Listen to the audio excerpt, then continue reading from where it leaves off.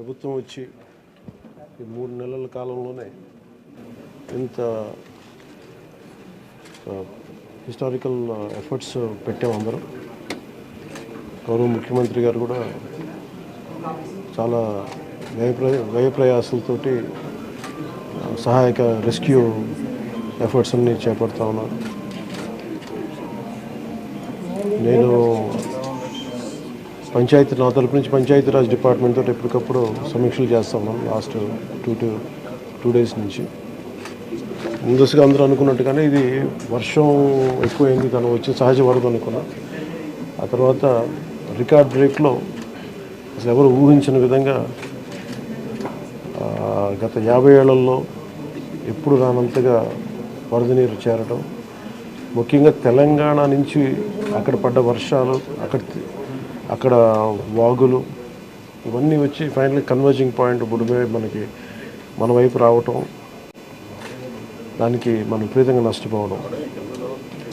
అలాగే ముఖ్యంగా విజయవాడ ఎందుకు ఇంత గురైందని చూస్తే, ఇది ఇంత అవుట్లెట్ తీసుకోకపోవటం బేసిక్గా గత ప్రభుత్వం చేసి ఉండాల్సింది, ఇవన్నీ కొంచెం దృష్టి పెట్టుండాల్సింది, వాళ్ళు పెట్టలేకపోయారు. సో వాళ్ళు చేయలేకపోయినా కానీ భవిష్యత్తులో ఈ రోజున ఈ సహాయ కార్యక్రమాలతో పాటు భవిష్యత్తులో ఇలాంటి ఎంత అకస్మాత్తుగా ఇలా వచ్చి మనం ప్రజలు ఎంత నష్టపోకుండా ఉండాలంటే ఏం చేయాలి? ఖచ్చితంగా ఈ వరద నీరు తగ్గగానే, రిసీడ్ అవ్వగానే దీని మీద ఒక ప్రాపర్ ప్లానింగ్ తోటి ఈ వరద నీరు వెంటనే దీని అవుట్లెట్ కాలువలు ఉండేలాగా దాని మీద ఈ ఫ్లడ్ కెనాల్స్ని ఎలా ఏర్పాటు చేయాలనేది గౌరవ ముఖ్యమంత్రి గారితో కూడా దీన్ని చర్చిస్తాం. ఇందాక కూడా మాట్లాడుతూ ఉంటే ఇన్ఫర్మేషన్ ఏమంటే బుడమేరుకు సంబంధించి కొంత గత ప్రభుత్వం కంప్లీట్గా విస్మరించింది ఈ ప్రాజెక్ట్స్ని. చాలా ఇప్పుడు మీరు చూస్తే మొన్న వాళ్ళ ప్రభుత్వం ఉన్నప్పుడు కూడా ఈ మన అన్నమయ్య ప్రాంతానికి పింఛా డ్యామ్ కూడా సరిగ్గా మెయింటెనెన్స్ చేయలేక నష్టపోయారు. ఒకటి, కెపాసిటీకి మించి వరదలు వచ్చినాయి. ఒక్క ఆంధ్రప్రదేశ్ సంబంధించి మన తెలంగాణ నుంచి పడ్డ వర్షం కానీ అవన్నీ కూడా ఇది ఆంధ్రప్రదేశ్కి ఒక ముంపుగా ఏర్పడ్డాయి. దానితోడు ఈ అవుట్లెట్స్ లేవు, ఫ్లడ్ కెనాల్స్ సరిగ్గా నిర్మించుకోలేకపోయాం.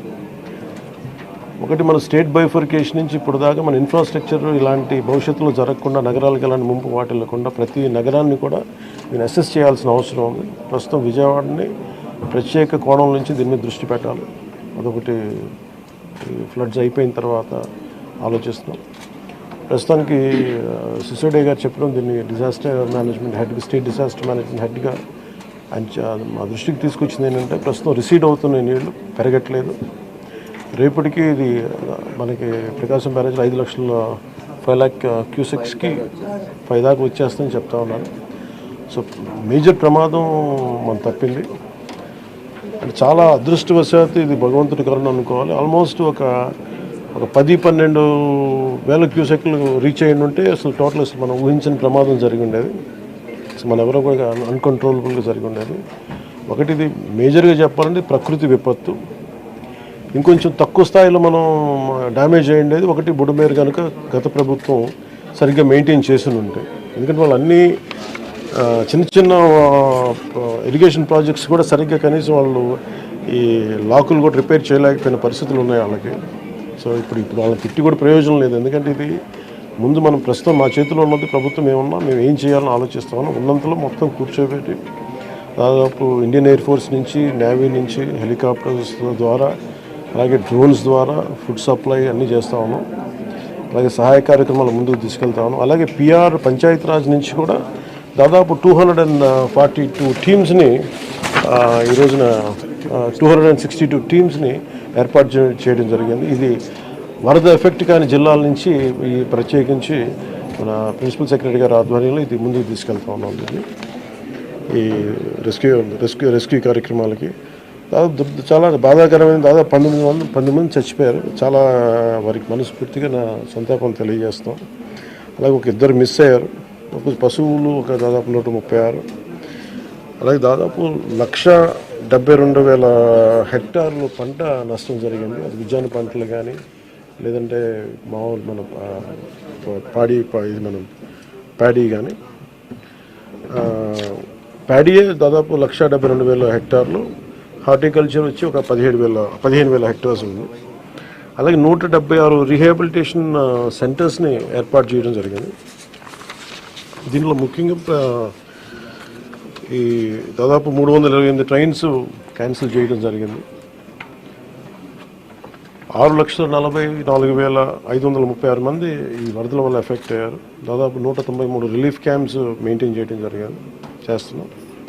అలాగే దాదాపు 42,707 మందికి రిలీఫ్ క్యాంప్స్లో అకామిడేట్ చేసాం. దాదాపు 194 మెడికల్ క్యాంప్స్ ఆర్గనైజ్ చేసాం. దీనికి ఇది ఇంకొక ఈ డేంజర్ ఇలా కంటిన్యూ అవుతుందా లేదని చూస్తుంటే ఖచ్చితంగా తగ్గుముఖం పడుతుంది.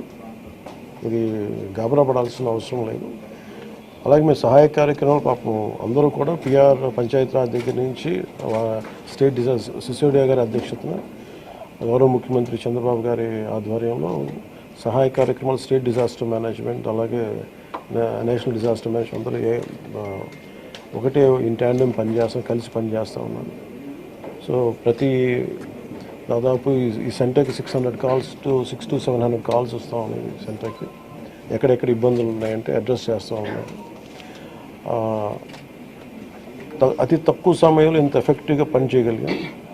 కానీ భవిష్యత్తులో ఇలాంటివి జరగకుండా ఉండాలని మేమందరం కోరుకుంటున్నాం. అలాగే ఆ దిశగా పనిచేస్తాం. ఇది ఒక రోజుతో కాకుండా ఇది రాత్రంతా పాపం సిసోడియా గారు కానీ అందరు కానీ ప్రతి పంచాయతీరాజ్ కానీ అందరూ ఈ డిజాస్టర్ మేనేజ్ ప్రతి ఒక్కరి కాల్ సెంటర్స్లో ఉన్నవాళ్ళు మొత్తం అందరూ రాష్ట్ర యంత్రాంగం మొత్తం ఆల్మోస్ట్ ప్రతి ఒక చిన్నపాటి ఏరియా కూడా ఒక ఐఏఎస్ ఆఫీసర్ని పెట్టి సహాయ కార్యక్రమాలని ముందుకు తీసుకెళ్తా ఉన్నాం. అలాగే సిసోడియా గారు కూడా ఆయన అహిర్నిస్లో లాస్ట్ ఒక 72 గంటలుగా ఆయనకి నిద్ర కూడా లేకుండా ఇక్కడే కూర్చొని మొత్తం అహిర్నిస్లు అందరూ అప్రమత్తంగా దీన్ని పర్యవేక్షిస్తూ ఉన్నాం. ఇప్పుడు దీన్ని అనలైజ్ చేసి ఇప్పుడు ఎవరి తప్పు వీటన్నిటికంటే కూడా మేము అంటే మా ముందున్నది మేము ఎంత సహాయ కార్యక్రమాల్లో పాల్గొనగలం. అలాగే నేను ఈ సమావేశం తరఫున ప్రైవేట్ వ్యక్తులు కూడా మన పత్రికా ప్రకటన ద్వారా నేను మిమ్మల్ని అప్పీల్ చేశాను. ఈ రోజున మొత్తం రాష్ట్ర హితువు కోరుకున్న ప్రతి ఒక్కరూ 3 పార్టీల వ్యక్తులు, మద్దతుదారులు అందరూ కూడా మనందరం ఇలాంటి ప్రకృతి విపత్తులు వచ్చినప్పుడు అందరం కలిసి మనం ముందుకు తీసుకెళ్ళాలి. రాష్ట్ర ప్రభుత్వం నుంచి కొత్తగా ఏర్పడ్డ ప్రభుత్వం మనం ముందుకు తీసుకెళ్తా ఉన్నాం. అలాగే మీ వంతు సహాయం కూడా మీరు చేయమని కోరుకుంటా ఉన్నాను. అలాగే నా సైడ్ నుంచి కూడా ఈ ప్రత్యేకించి రాష్ట్ర సీఎం రిలీఫ్ ఫండ్కి 1 కోటి రూపాయల నిధుల్ని నేను చంద్రబాబు గారి రాష్ట్ర ముఖ్యమంత్రి నిధికి నేను విరాళంగా ప్రకటిస్తున్నాను. ఈ సహాయ కార్యక్రమాలకి చిన్న ఒక పూర్తి స్థాయిలో ఏమాత్రం వాళ్ళకి వచ్చినా కానీ నాకు చాలా ఆనందం కలుగుతుంది. ఆ దిశగా రేపు కలిసి వారికి అందజేస్తున్న చెక్ ఒకటి. అలాగే ఈ పరిస్థితుల్లో ఒక చిన్న అనాలిసిస్ ఏంటంటే రీహాబిలిటేషన్కి షిఫ్ట్ చేయబడ్డవారు 42,000 మంది. నిన్న మెసేజ్ కూడా పెట్టాను. ఆర్బీ రోడ్స్లో కూడా దాదాపు 1,808 కిలోమీటర్లు డ్యామేజ్ అని ఒకటి కరెక్ట్ చేసుకోవాలి, దాన్ని దృష్టి పెడుతున్నాం. అలాగే 188 బోట్స్ యాక్షన్లో ఉన్నాయి, దాదాపు 5 హెలికాప్టర్స్. అలాగే గజేతగాళ్ళు దాదాపు 283 మంది సహాయ కార్యక్రమాలు పాల్గొన్నారు. దాదాపు 3 లక్షల ఫుడ్ ప్యాకెట్స్ సప్లై చేశాం. అలాగే ఈ కంట్రోల్ రూమ్ ప్రజలకు ఏదైనా సరే మీకు అత్యవసరమైన పరిస్థితుల్లో ఉండాలి అంటే ఇది 112 ఈ నెంబర్ కానీ అత్యవసర నెంబర్లు కానీ 1070. సో 112 మీరు ఎక్కడున్నా సరే విపత్తులు ఇరుక్కుపోయి ఏదైనా కష్టం ఏదైనా ఇబ్బంది ఉందంటే వెంటనే మేము స్పందిస్తాం. దానికి మీరు కంట్రోల్ రూమ్ నెంబర్ 112, ఇంకొక నెంబర్ 1070. ఇది కాకుండా 1800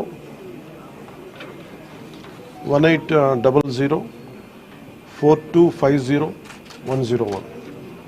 మళ్ళీ రిపీట్ చేస్తాను. కంట్రోల్ రూమ్ నెంబర్స్ 112 అదొక ఈ ఫోన్ కన్నా చేయండి, లేదంటే 1070కి ఫోన్ చేయండి. ఇది కాకుండా 3వ నెంబర్ 1800 425 0101. మీరు ఈ కంట్రోల్ రూమ్కి చేసిన మీకు ఏ సహాయకరమైన ఎక్కడో విపత్తులు మీరు ఇరుక్కుపోయినా కానీ మేము వెంటనే తక్షణంగా స్పందిస్తాం తెలియజేసుకుంటే, అలాగే దాదాపు 80 కోట్ల రూపాయలని జిల్లాలకి ఈ రిలీఫ్ అండ్ రీహాబిలిటేషన్కి విడుదల చేయడం జరిగింది. అలాగే ప్రతి ఒక్కరూ కూడా ప్రభుత్వం అభివృద్ధిని కాంక్షించే ప్రతి ఒక్కరూ కూడా నేను ఇదే కోరుకున్నా, ఈ ప్రకృతి విపత్తు సమయంలో ఇది నిందల కంటే కూడా ప్రజలకు మనం ఎలా చేయాలనే దృష్టిలో పెడతాం. భవిష్యత్తులో ఇలాంటి జరగకుండా ఉండాలంటే ఎలాంటి చర్యలు తీసుకోవాలని మేము క్యాబినెట్లో చర్చించి గౌరవ ముఖ్యమంత్రి గారి దృష్టికి తీసుకెళ్ళి దీనికి ఒక ప్రతి సిటీకి ఒక మాస్టర్ ప్లాన్ తయారు చేయాలి. ఫ్లడ్ మేనేజ్మెంట్కి ఒక మాస్టర్ ప్లాన్ ఉండాలి. అందుకని ఆ దృష్టిలో పెడతాం భవిష్యత్తులో. Thank you. అంటే ఇది ముందు రోజే అనుకున్నాను. యాక్చువల్గా ఇది మా దృష్టికి ఏంటంటే ముందు 1వ తారీఖు అనుకున్నప్పుడు అందరూ ఏమన్నారంటే మీరు వస్తే ఇది మాకు ఈ రిలీఫ్ ఆపరేషన్స్కి ఇబ్బంది అయిపోద్ది, మాకు దయచేసి మీరు ఈ రిలీఫ్ ఆపరేషన్ మీరు అడ్డం అయిపోతారని చెప్పేసి వారి సూచన మేరకు నేను ఆగిపోవాల్సి వచ్చింది. ఇప్పుడు కూడా ఒకసారి వాళ్ళ నిర్ణయం తీసుకొని వాళ్ళు టేక్ కాల్ వెళ్తే అది సహాయపడాలి, కానీ మళ్ళీ ఇంకొక కేయాటిక్ మీకు తెలుసు కదా, అందుకని దాన్ని దృష్టిలో పెట్టుకుని కొంచెం ఆలోచిస్తా తటపాయిస్తాను. అంతకుమించి లేదు, కొంచెం ఇబ్బంది లేదంటే ముందు మెయిన్ అధికారులు పాపం గత 72 గంటల నుంచి వాళ్ళు నలిగిపోతారు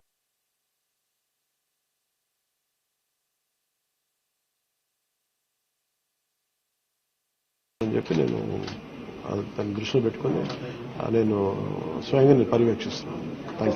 4 రోజులుగా పవన్ కళ్యాణ్ ఉప ముఖ్యమంత్రి రాలేదు, ఎక్కడ వేడని చెప్పి విపక్షాలు ఆరోపణ చేస్తున్నారు, బాధితులను పట్టించుకోలేదని చెప్పేసి ఆరోపిస్తున్నారు. ఫిజికల్గా మీకు కనిపించడం పద్ధతి అంటే వాళ్ళు ఏమనుకుంటారంటే నేను బోట్ వేసుకుని రెస్క్యూ చేయడం కుదరదు కదా, ఆ బాధ్యతలు లేకుండా ఎందుకు ఉంటాం, అది ఏంటంటే అనాలి కాబట్టి అంటమే తప్ప. ఎంటైర్ మీరు చూస్తే మా పిఆర్ మెషినరీ, మన పిఆర్ పంచాయతీరాజ్ మెషినరీ మొత్తం ఎంటైర్ వర్క్ చేస్తాం మా సైడ్ నుంచి.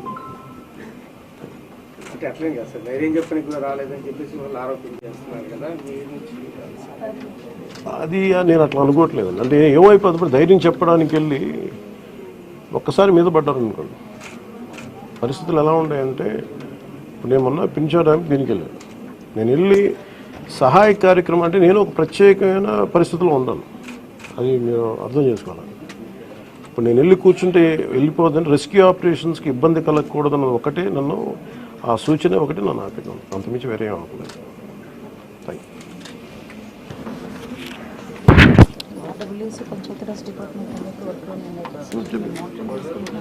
అలాగే నిన్నే చెప్పాను అంటే పంచాయతీరాజ్ కానీ, రూరల్ వాటర్ సప్లై కానీ, ఇంజనీరింగ్ డిపార్ట్మెంట్ కానీ ఇవి కన్సిస్టెంట్గా పనిచేస్తున్నాయి in tandem with rescue operations.